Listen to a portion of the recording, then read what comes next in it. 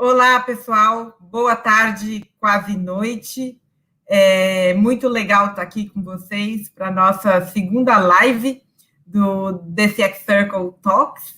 Hoje a gente vai conversar sobre um assunto que a gente escuta falar muito, mas que a gente nunca promoveu uma discussão mais elaborada sobre o assunto. A gente vai falar como os dados humanizam a experiência com as marcas.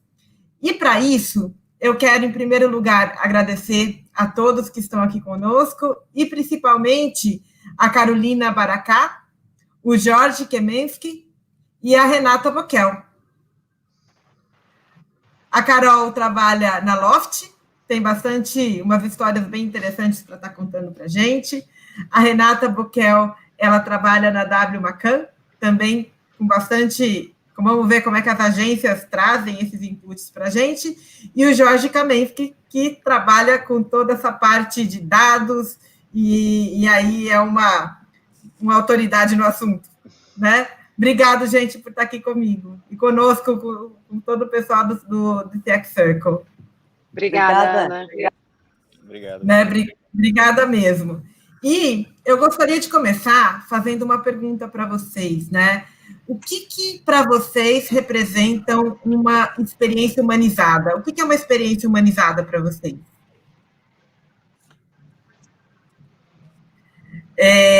Quem quer responder primeiro? Carol, Renata, Jorge? Acho que eu posso começar. Então, tá bom, vamos lá. Bom, eu acho que a experiência humanizada, ela traz muito essa questão de você conhecer o seu cliente, né, saber os hábitos dele e coisas do gênero, e proporcionar para ele algo que faça com que ele se sinta único ali na sua plataforma, no seu serviço, ou adquirindo o seu produto. Então, acho que quando a gente fala dessa questão da humanização, acho que ela passa muito por essa questão dos dados, né? Porque eu tenho que conhecer o meu consumidor para saber como que eu vou humanizar um processo para ele, né? Acho que complementando o Jorge, quando você entende, né, a jornada, por que ele vai por que esse consumidor vai procurar a sua marca? Por que ele quer de você? O que você pode melhorar na vida dele, né? E essa coisa que o Jorge falou dele se sentir único, eu acho muito importante nos dias que a gente está vivendo. As pessoas têm expectativas imensas com marcas, principalmente marcas que já nasceram nesse novo mundo que a gente está vivendo. As expectativas são muito altas. Você tem que me conhecer, você tem que minimamente entender quem eu sou. Não, se você me oferecer alguma coisa que realmente não me interessa, você já provavelmente vai causar ali algum desconforto. Então, a humanização, ela passa por muito mais dados do que a gente imagina, né? Que eu acho que você entender por que eu te procurei, o que você quer comigo e como é que você vai conseguir, como é que eu vou conseguir te dar a melhor resposta para o que você veio procurar, né? Então, para isso você tem que entender quem é essa pessoa, onde ela está, que device que ela vai me acionar e que tipo de coisas que eu vou ter que resolver para ela. Então, mais do que nunca, a gente tem hoje marcas que são serviços, né? As pessoas esperam que a vida delas fique mais fácil, né? A partir do momento que ela se relaciona com você. Então, acho que é um pouco por aí essa busca que a gente tem de humanizar e de tentar resolver os problemas do consumidor de uma forma cada vez mais fluida e que ele não sinta nenhuma fricção.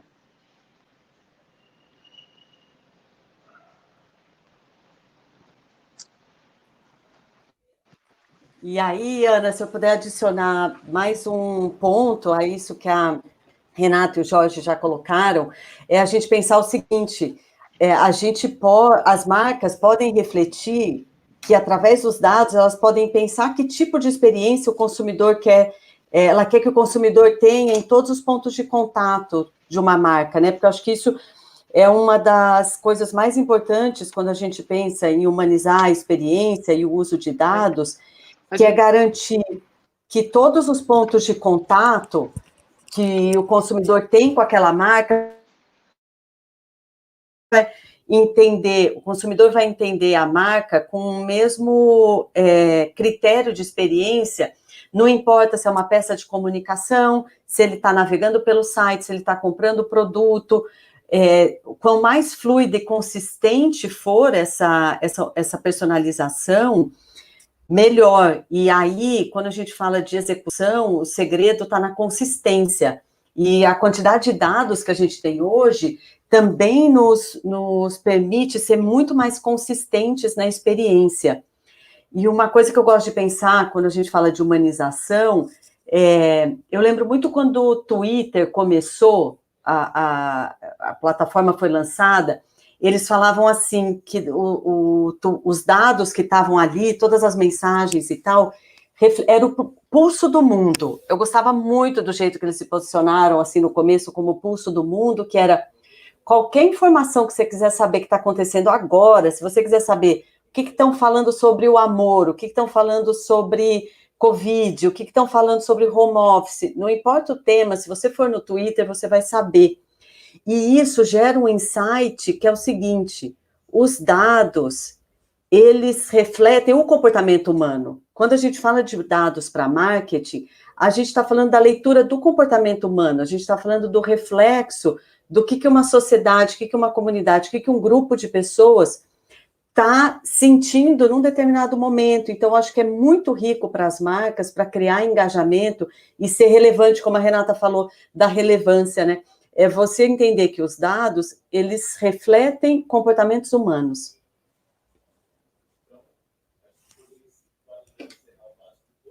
Vamos lá. Estou aqui sincronizando, né? Eu anotei algumas coisas que vocês falaram, e aí eu gostaria de emendar uma segunda pergunta para vocês, né? A gente tocou bastante a questão do cliente, do consumidor se sentir único, da gente prover experiências sem fricção, da gente entender como é que esses dados refletem o comportamento humano e a questão de consistência, né? Juntando tudo isso, e mais um ponto para falar com vocês, que eu acredito que a criatividade ainda tem um papel muito importante no momento que a gente olha todas essas informações e como é que a gente faz isso, né? E eu queria perguntar para vocês, né? Como é que vocês transformam tudo isso em insights? Como é que vocês transformam esses dados nesses insights e conseguem chegar nessa questão mais humanizadora das experiências? Vamos, quem quer falar primeiro?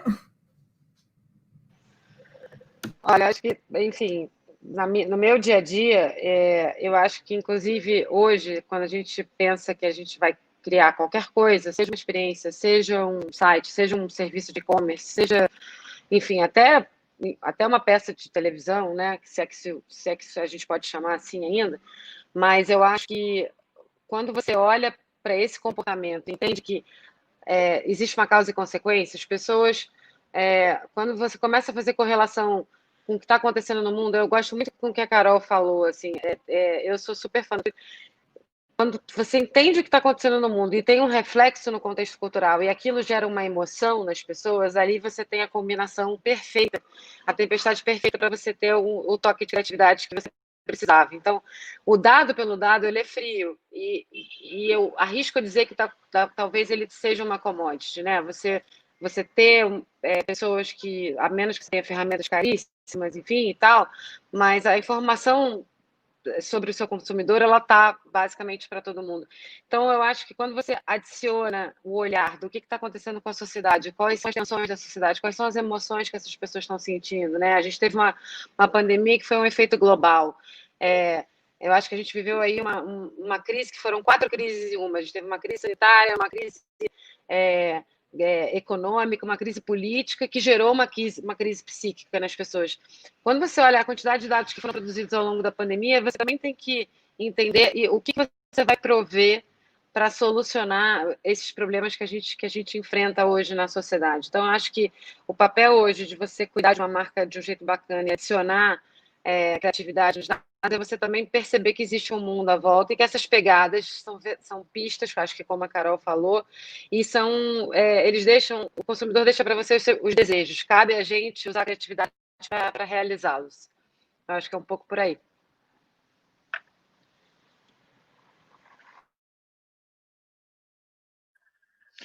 Bom, essa questão de transformar o dado em insight está justamente nisso, quando se fala essa questão que o dado é o novo óleo, né, que é justamente a gente falando que ele vai ser a nova fonte de energia, né, como se fosse uma fonte de energia que a gente tem. Então, para você transformar, para você refinar isso, você precisa trabalhar nele, né? E para trabalhar, é aí que você começa a aplicar essas técnicas estatísticas, algoritmos matemáticos, para tentar, através dos dados, conseguir entender uma correlação entre eles, entender o comportamento, e a partir daí você consegue gerar um insight, a partir do momento que partindo de um pressuposto que você está trabalhando numa base onde você ainda desconhece quem que é o seu público e tudo mais, ou não, a partir do momento que você já tem uma premissa, você já consegue pegar essa premissa e trabalhar no seu dado para ver quem que é o público-alvo que vai atender aquela premissa. Então, essas são as principais formas que eu vejo assim muito para você tirar insights, né? A primeira parte é uma parte que tende a ser a mineração do dado, você transformar aquele dado bruto em um insight, transformar aquilo em conhecimento, transformar aquele dado em informação e aquela informação em conhecimento. Então isso está tudo dentro de um processo de mineração. Ou então, a partir do momento que você já sabe o que você quer, você só precisa saber quem. Eu sei o que eu quero, agora eu preciso saber aonde estão essas pessoas que eu preciso atingir.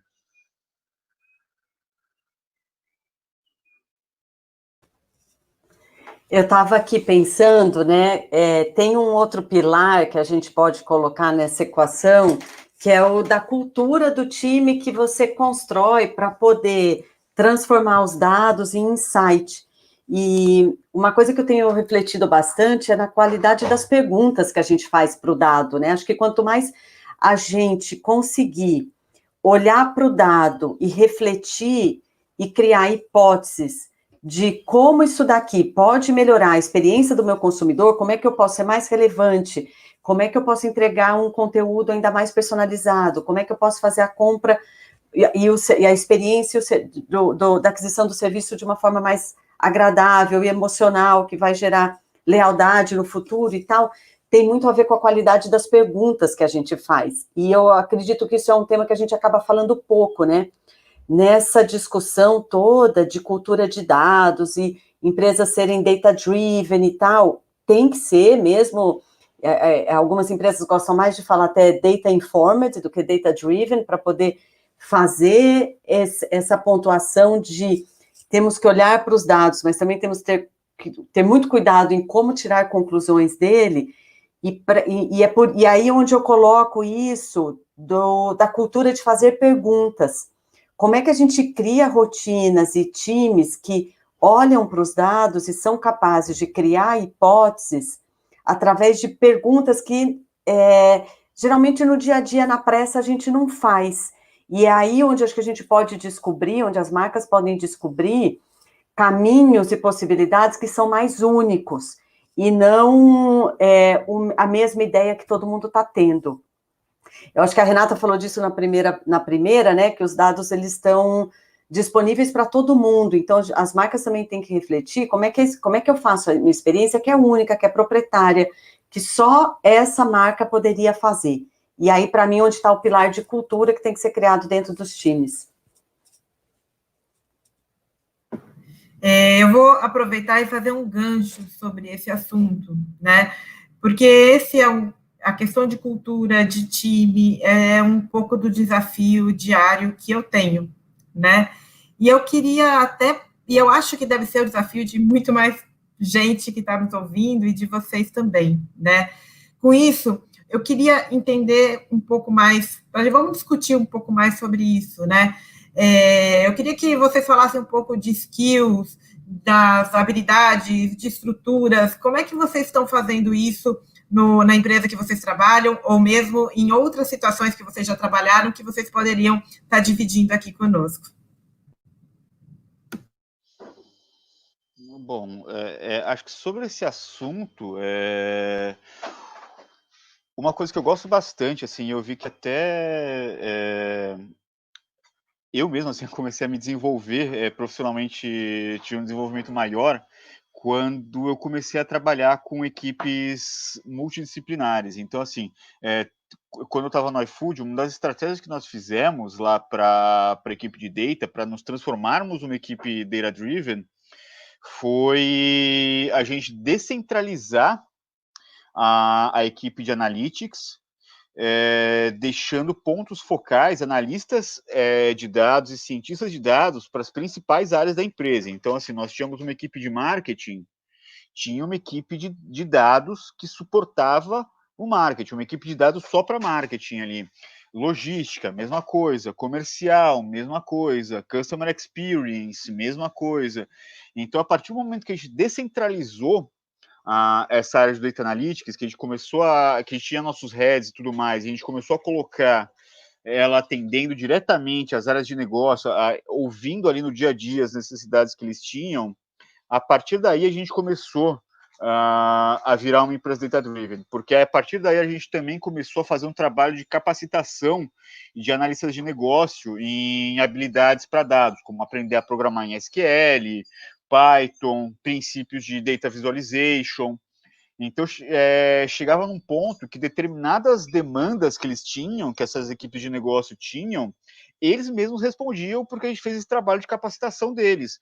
Então, assim, o que sobrava para a gente era um trabalho, assim, mais, digamos, elaborado, como também trabalhar governança e tudo mais, ou desenvolver estudos mais complexos, sofisticados e tudo mais, para responder outras questões de negócio que essas áreas tinham. Mas eu acho que, assim, o ponto principal, eu acho que o momento chave que a gente virou a chave lá no iFood foi quando a gente fez essa coisa de descentralizar a área de analytics para atender às necessidades de negócio.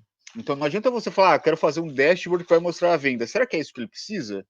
Se não for, não adianta. Você tem que estar lá do lado do seu stakeholder, de quem você se reporta, para saber qual que é a necessidade dele. E, além disso, não só saber a necessidade dele, mas como propagar também o seu conhecimento junto a essa equipe. Então, acho que esse é um ponto crucial quando a gente pensa em estrutura de organização, skills e tudo mais. É a descentralização. Vou pegar um gancho aqui. Fala, Carol, desculpa, não, pode falar. Não, desculpa. Não, desculpa, se você quiser falar. Não, eu ia pegar um gancho, que eu acho que uma coisa que para o mundo das agências de publicidade é relativamente novo, mas acho que um ponto que o João falou aqui, que eu só queria trazer, que foi uma mudança de chave que a gente fez na agência, que é a coisa da data visualization. Então, se você tem todos os dados, se você tem as pessoas dentro da sua equipe, mais 3 ou 2, esse dado ele fica refém de uma equipe, provavelmente você não vai ser nunca data-driven, né? Então, a democratização do acesso aos dados e torná-los palatáveis e democráticos a ponto de, sei lá, equipe de mídia geralmente tem esse tipo de dado, mas assim, a gente consegue hoje, dentro da agência, ter o data visualization de uma forma muito, muito propagada. Então, a equipe de atendimento pode ver, todas as equipes que são os stakeholders, como ele estava falando, eu acho que isso fez toda a diferença. E aí todo mundo com acesso a essa informação e uma informação que realmente seja relevante, aí sim eu acho que a gente tem uma cultura data-driven, ou como a Carol falou, que eu adorei, que é tipo data-informed, né? Você pode até não ser data-driven no sentido, mas você vai estar informado com o melhor que aquela campanha, ou com aquela ação, ou que aquele ecossistema gerou, né? Então, mais importante ainda do que você ter na sua equipe equipes multidisciplinares que a gente nunca imaginou ter no marketing. Então, a gente tem hoje matemáticos, estatísticos, data scientists, dentro de uma estrutura que era anteriormente privativa aos criativos. Eu acho que, além de tudo isso, é você democratizar e deixar essa informação palatável e disponível para as pessoas. Então, era um pouco assim que eu queria pegar. Desculpa, Carol. Tava no mesmo caminho que eu ia falar, que para criar essa cultura, eu acredito que o início tem que ser muito intencional, porque assim, você coletar os dados, organizar, colocar, e Data Visualization, acho que é uma das coisas super importantes, porque dependendo da qualidade de Data Visualization, tipo, aquilo te fascina de um tanto que você quer mergulhar naqueles dados e entender. Eu ia colocar também esse pilar de que eu acho que quando você quer criar um time que usa dados para gerar experiências, no início você tem que ser muito intencional. E para ser intencional, o que eu estou querendo dizer é que você tem que criar rituais onde, coletivamente, os times trabalham para olhar os dados de uma forma mais integrada, para ir se acostumando a como fazer, porque não é tão óbvio também só olhar para um dashboard e de lá conseguir tirar hipóteses que podem ser fortes. E, como eu estava falando da outra vez, de fazer perguntas onde novas perguntas vão te abrir caminhos de como criar novas experiências. Então, nesses rituais, eu acho que os líderes precisam dedicar tempo para pensar quais rituais eu vou criar no meu time para poder ter os momentos onde a gente olha os dados, a gente faz perguntas, a gente cria hipóteses, a gente testa, e isso vira uma agenda de experimentação que está constantemente trazendo novos insights para ir melhorando a experiência ao longo da jornada. Então, era isso só que eu ia completar, o tema de ser intencional. Muito legal, né? É fascinante quando a gente vê essa transformação nos times, no sentido de que você tem várias capacidades diferentes, focadas em algo para produzir algo mais legal, mais humano, mais interessante, mais relevante para o cliente final, né? E aí tenho uma curiosidade para perguntar para vocês o seguinte, né? Eu, durante esse tempo de pandemia, sofri muito com a questão do tal do machine learning, porque tudo que eu tinha de learning não servia para mais nada, né? Então, a gente teve que fazer muito de machine teaching para a gente poder interferir e a gente ter uma melhor qualidade do que a gente precisava fazer.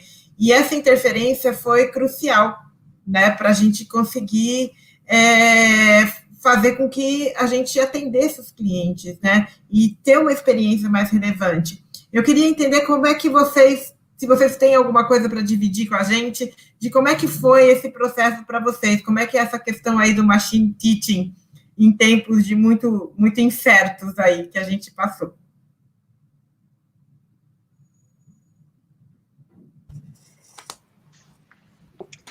Olha, não, eu ia falar que acho que foi o ano do replanejamento, né? No começo do ano a gente tinha lá todos os planos de mídia, enfim, a gente estava em março quando isso tudo aconteceu. E acho que esse ano foi um ano que todos nós, a palavra de ordem foi adaptação, né? Então a gente se adaptou a várias ondas dessa nova crise que a gente está vivendo. Teve a parte de negação, teve a parte do pânico, teve a parte de renovação, até a parte de recuperação, né? Então, e acho que cada sociedade reagiu diferente para isso, cada tipo de negócio que a gente cuidava aqui reagiu de uma forma diferente. Então, a gente teve setores da economia que a gente cuidava aqui que ficaram completamente parados, como aviação, automóvel, e outros que foram completamente catapultados por essa pandemia, como o EAD, estudo à distância, né? Enfim, alimentos, ou varejo eletrônico, enfim, a gente teve várias experiências diferentes aqui dentro da Macan, né? Então, e aí o nosso objetivo era como é que a gente criava ou recriava um papel significativo para essas marcas nesse novo normal. Então, basicamente, falando de uma maneira quase pueril, a gente teve que jogar todos aqueles Legos que a gente tinha montado no final de dezembro do ano passado, que a gente já estava vendo uma crise, a gente já estava vendo uma crise econômica, a gente já sabia que o consumidor brasileiro ia mudar, mas a gente só não imaginava que ia mudar tanto e ia mudar em nível global, né? Então, eu acho que esse ano a palavra de ordem foi adaptação.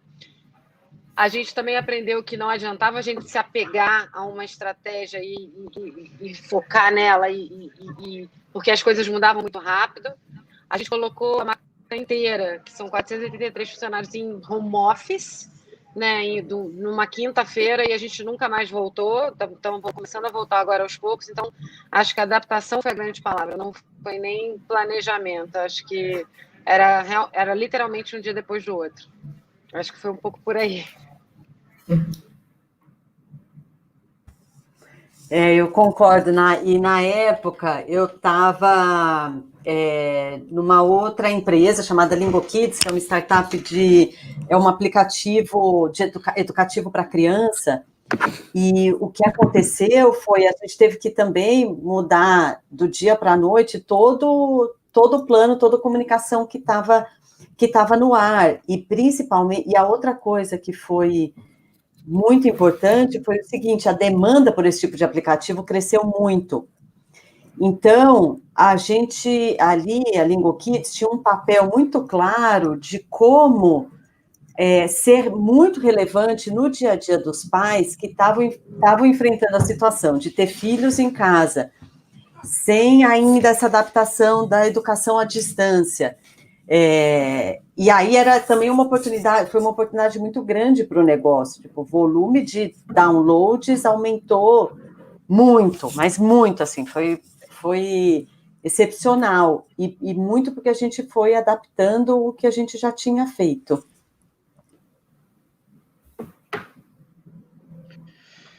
Para mim, quando a pandemia começou, eu estava no iFood. Então, assim, pra gente foi o oposto, assim, cara. Enquanto estava todo mundo lá desesperado, a gente foi crescendo. Mas, assim, ao mesmo tempo, foi uma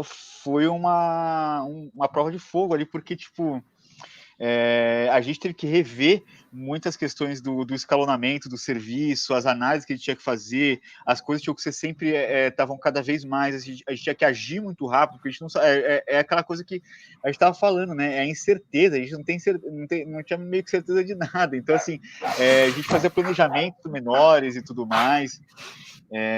Então, assim, o aprendizado que a gente teve foi muito nisso, assim, de saber priorizar, saber como eu vou escalar, né? Porque, assim, o que eu tenho que fazer, fazendo do jeito que eu estou fazendo, eu consigo escalar isso 10 vezes? Talvez não. Talvez tenha que rever alguns modelos de negócio e tudo mais. Então, foi muito disso, assim, que pelo menos para mim, assim, foram os aprendizados que a gente teve aí nesse período. E vou querer que vocês contem. Opa, desculpa, vamos lá. Eu queria entender um pouco com vocês, né? Exemplos, casos, coisas da experiência de vocês que vocês possam dividir conosco aqui sobre como é que a gente tem uso de dados e que a gente consegue prover uma experiência mais humanizada, né? Como é que a gente usa os dados na visão de vocês, no caso de vocês, para a gente ter essa experiência, né? Algum caso, alguma coisa legal para vocês dividirem aqui conosco.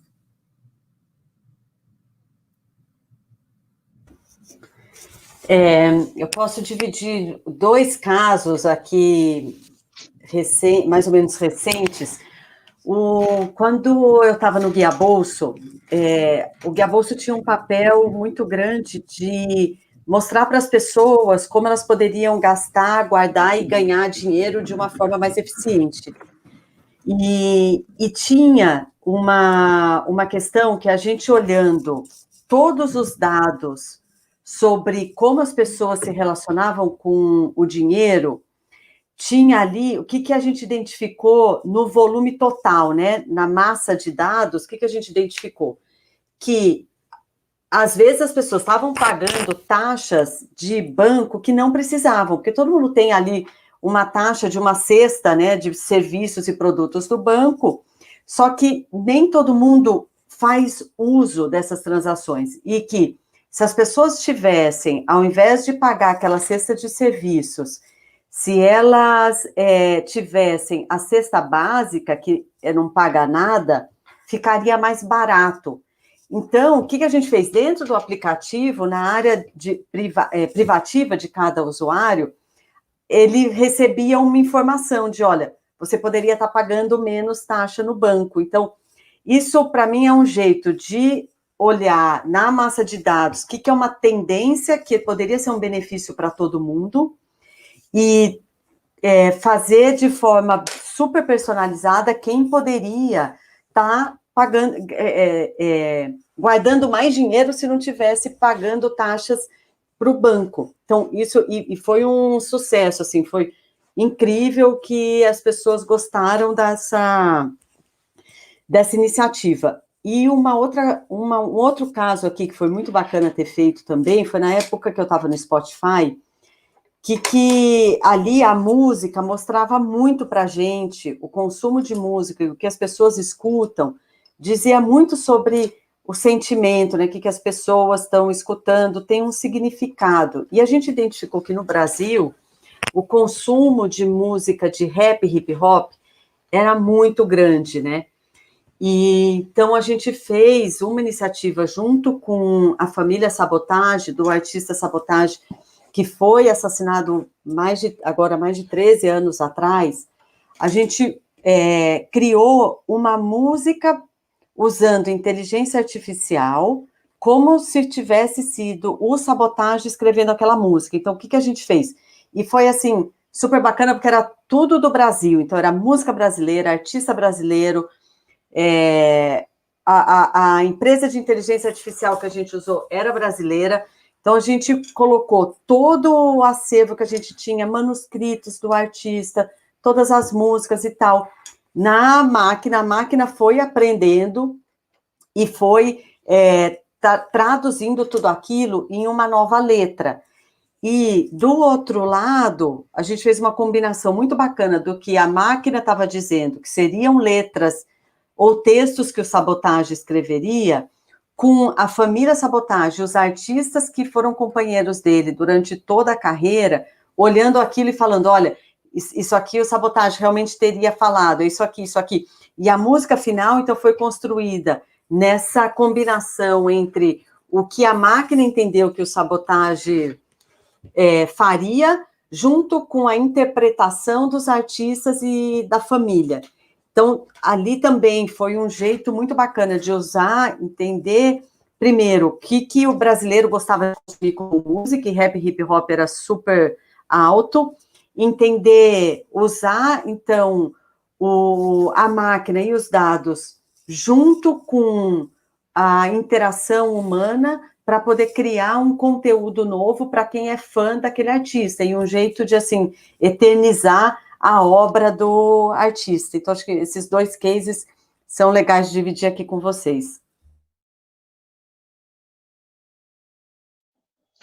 Bom, um que eu acho muito interessante, que eu não participei dele, gostaria de ter participado, mas porque ele fala muito sobre essa questão da humanização e da personalização, que é os portais do G1 e da Globo.com, de uma maneira em geral, né? Primeiro, assim, no nível técnico, eles foram, falando um pouco mais tecnicamente, eles foram acho que uma das primeiras empresas no Brasil que utilizaram o framework de processamento do Spark. Isso já requer muita coragem quando eles fizeram isso, que era uma coisa extremamente nova e tudo mais. E a partir disso, eles começaram a criar conteúdos personalizados, páginas personalizadas para os usuários.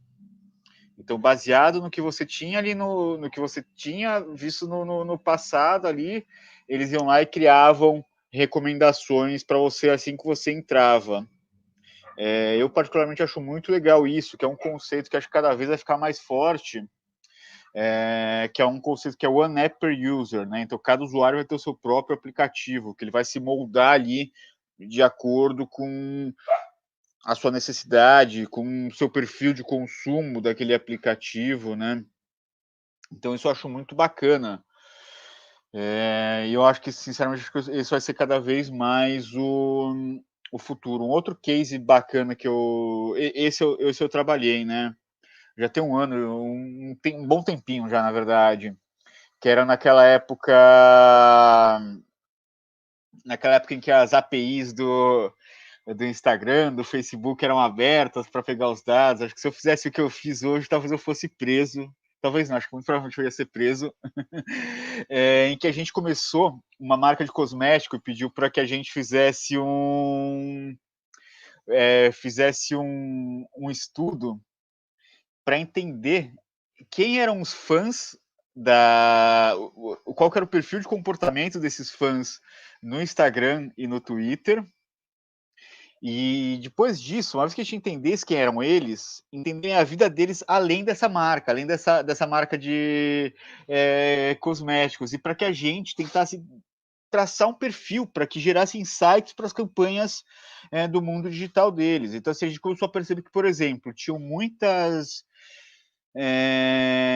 meninas que, assim, o sonho delas eram ser blogueiras e tudo mais, essas blogueiras de moda e tal. Então, cara, isso já deu um insight da gente lançar uma campanha de alguma coisa, sei lá, tipo algo similar a um Pimp My Blog, em que a gente pegaria essas principais blogueiras e levaria para conhecer essas meninas, levando os produtos da empresa para elas darem uma tunada no blog delas e tudo mais. Então, isso acho que também foi um case bem bacana, assim, e que é muito dessa questão de você entender as pessoas através de dados, através de algoritmos, através da estatística e tudo mais. Então, acho que esses dois cases, um eu não participei, gostaria muito de ter participado, e o outro eu tive a felicidade de participar.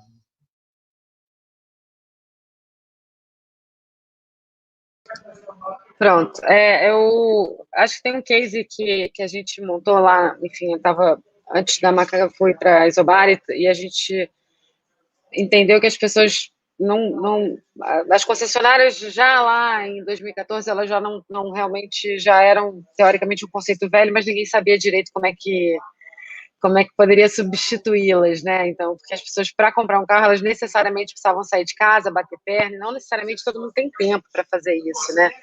E a gente percebeu que as pessoas não tinham esse tempo mais na vida delas, não tinha como encaixar uma procura tão grande quanto o carro. Então, a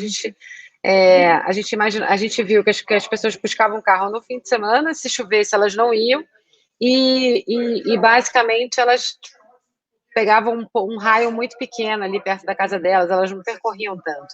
Então, a gente criou a primeira loja, a primeiro dealer virtual do mundo, né? Enfim, então, que foi uma coisa muito bacana lá em 2014, que eu acho que foi muito baseado em dados. E hoje, quando eu olho para trás desse case, ele é tão atual, a gente poderia estar usando super ele até hoje. E acho que uma outra coisa que também a gente criou ainda nesse universo de auto foi agora na Macan, quando a gente também criou esse bot, justamente porque a gente percebeu que as pessoas passavam um dia no trabalho, elas não tinham tempo de ficar procurando ou pesquisando ou perguntando pelo carro, né? Enfim, e a gente entendeu também que o pico desse bot começava às 8 horas da noite, onde as pessoas já, depois dos seus dias, depois todas as suas tarefas, aí sim que elas iam entender começar a sua jornada de compra pelos carros, né? Então, isso também trouxe para a gente um termômetro que a gente precisava estar mais 24/7 na vida dessas pessoas, e hoje em dia a gente tem o WhatsApp, né, para atender na GM esses novos concessionários. Então, eu acho que esses aprendizados todos dessa conveniência, né, que hoje em dia ela está tão difundida, acho que a pandemia catapultou o conceito de conveniência, né? Hoje você espera que qualquer bar da esquina tenha um WhatsApp onde você possa pedir sua cerveja gelada na sexta-feira à noite, que a sua manicure atenda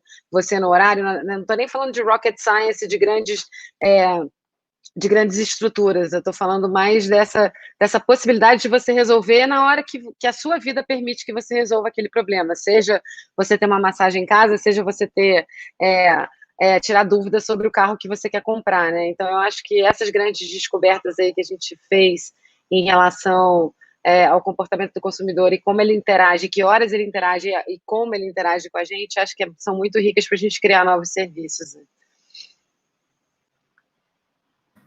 Nossa, bastante caso legal aqui para o pessoal. E eu queria agora perguntar um negócio mais pessoal para vocês, né? A última pergunta antes da gente abrir aí para todo mundo. Eu queria que vocês falassem sobre o ponto de vista de vocês como usuários, qual é a experiência baseada em dados que foi muito humana, mais legal que vocês tiveram como usuários, né? Queria que vocês contassem um pouquinho, porque o que foi legal para a gente conversar aqui. Eu vou ser suspeita aqui, porque mas eu ia falar assim, para mim, referência de dados de forma personalizada ainda é o Spotify, porque isso está muito no produto, né? Não é só marketing, fazendo estratégias através de dados, mas a própria experiência com o produto também te dá ali aquela... toda vez que eu abro meu Spotify, dá aquele quentinho, assim, porque eu sei que vai ter uma música ali que eu quero ouvir, que vai fazer meu dia mais feliz e que vai ser gostoso. Então, eu sou suspeita por ter trabalhado lá, mas para mim ainda é a melhor experiência. Olha, Carol, eu vou ter que concordar, porque eu acho assim, que se eu pudesse casar com o meu Descobertas da Semana, eu acho tão perfeito, assim, segunda-feira é um dos dias que eu mais adoro, que eu vou lá e segunda-feira de manhã estão todas as músicas que... Música é uma coisa que faz muito parte da minha vida, mas eu tenho um outro exemplo que eu acho fascinante, que, enfim, quando o Bento, meu filho, nasceu há 13 anos atrás, eu comprei algumas coisas na Amazon. E a Amazon hoje sabe que ele tem 13 anos, então ela me sugere produtos de uma criança de 13 anos, porque ela entendeu que se naquele momento eu estava procurando uma madeira, hoje provavelmente eu estou procurando um tênis Nike tamanho 41, né, do Magic Johnson. Gente, esse é meu gato, desculpem, toda vez é isso. Então, eu acho fascinante que eles entendem que eu tenho uma estrutura e um tipo de gosto, e hoje eu acho que é uma das poucas varejistas que me conhecem assim tão bem, sabem? Tem o meu chefe, Hugo Rodrigues, ele fala uma coisa muito bacana. Ele fala que você interage nas suas redes ou enfim, na sua internet mais do que você fala para o seu analista, né? Então, você procura coisas, você procura desejos, enfim, que só o seu rastro de busca que sabe exatamente quem você é. Então, eu acho que eu tenho esses dois parâmetros aí, o Spotify com a Descobertas da Semana, que para mim é perfeito, genial, e eu acho que a Amazon, ela realmente entendeu quem eu era, porque me convive comigo há muito tempo. Então, hoje em dia, eu acabo entrando lá porque eu acho mais cômodo, porque ela provavelmente não vai me indicar uma coisa que eu não quero. Cara, eu vou com a Renata também, com a Amazon, viu? Mas assim, também tem uma questão técnica que eu descobri recentemente da Amazon. Mas primeiro que as recomendações deles são Exato, mas maravilhosas, que aí assim, né, eu cara? fico Eles parecem... viciada nele, Jorge. É uma coisa horrível.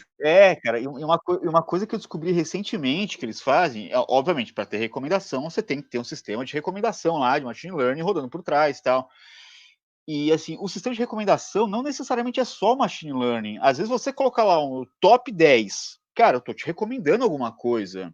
O que as pessoas na sua região compram mais, tô te recomendando também. Então, quando a gente fala de modelo de recomendação, todo mundo já é uma coisa que eu odeio, cara, quando vai fazer algumas palestras de machine learning, coloca lá o sistema de recomendação, daí mostra os robozinhos, assim, pensando e tal, fala, porra, não é isso. Mas, enfim, assim, o sistema de recomendação deles é maravilhoso, e um dos problemas que os sistemas de recomendação têm é que você acaba criando bolhas. Então, assim, imagina que eu tenho um perfil de consumo similar ao da Renata, então, quando eu estiver procurando alguma coisa, ele vai pegar alguma coisa que a Renata consumiu e me sugerir. E vice-versa depois comigo, com a Renata e com a Carol, depois com a Ana. Qual que é o problema, cara? Você cria uma bolha com isso. E uma coisa que eu achei maravilhoso da Amazon, que eu descobri recentemente, é que de tempos em tempos eles resetam a sua recomendação, o seu modelo de recomendação, para justamente não se criar essa bolha. Então, cara, a gente falando agora dessa questão case que a gente teve Você confia imunizado. nisso? Você confia tanto assim no Jeff Bezos a ponto de achar que ele te reseta essa bolha? Eu não acho que ele reseta, não. Cara, eu acho Você acha que ele sim, porque reseta? senão...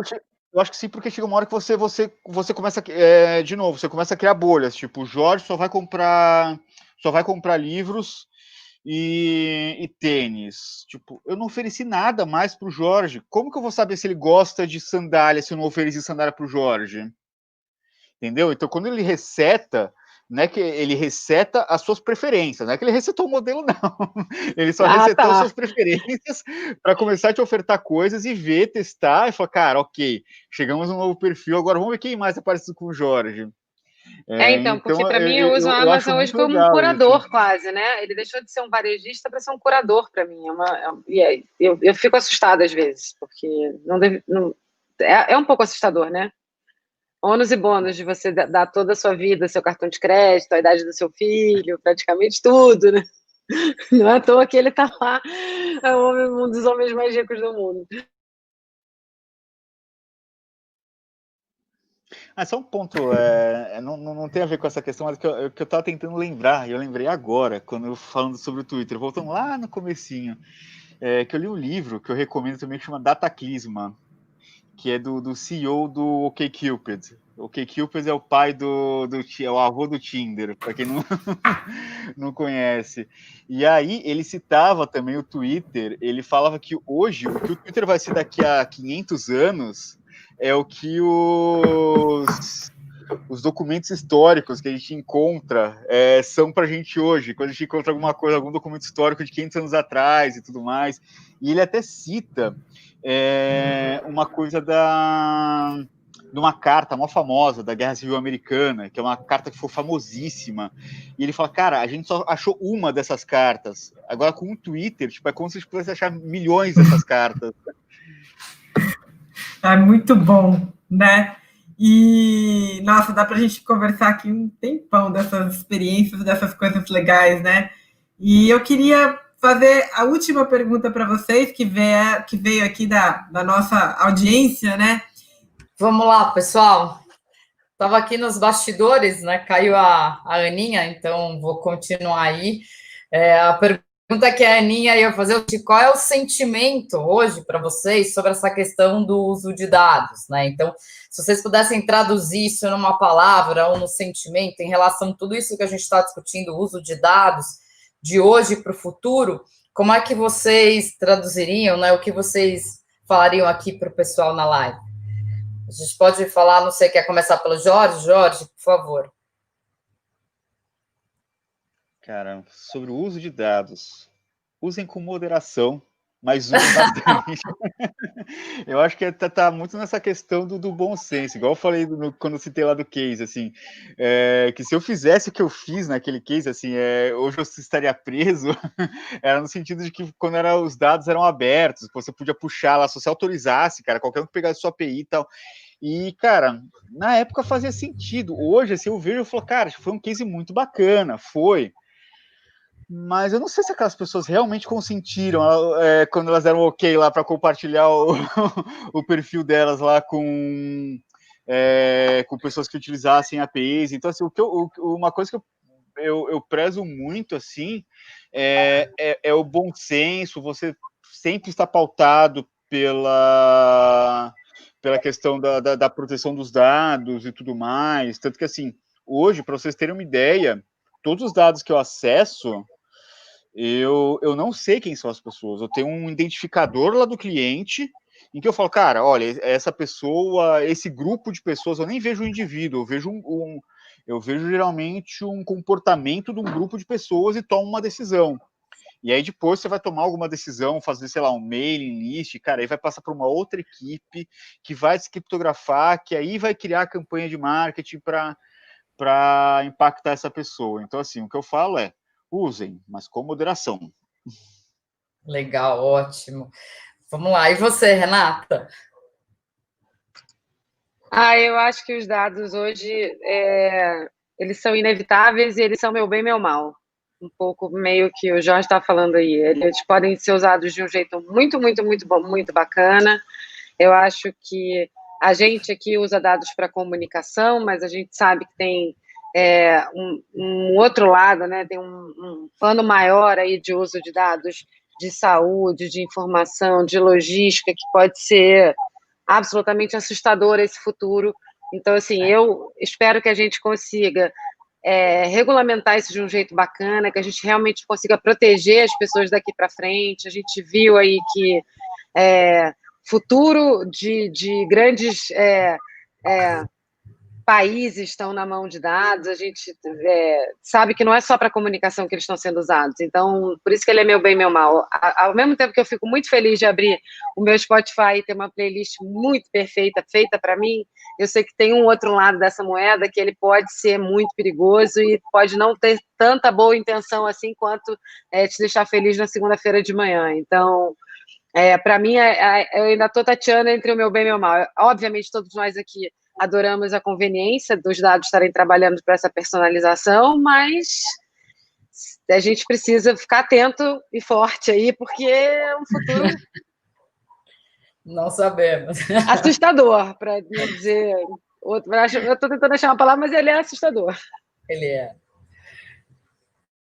Carol, eu concordo também. O sentimento que vem é de responsabilidade, né? Quem trabalha na área, quem pode refletir sobre ética e dilemas morais que o uso de dados oferece, tem que assumir essa responsabilidade. Porque é um pouco como o Harari, né, o autor de Sapiens e todos os outros sucessos, o que ele, assim, uma coisa é uma marca te perseguindo pela internet com o tênis, né, um tênis que você viu um mês atrás, e esse tênis fica te perseguindo a vida inteira, isso é uma coisa.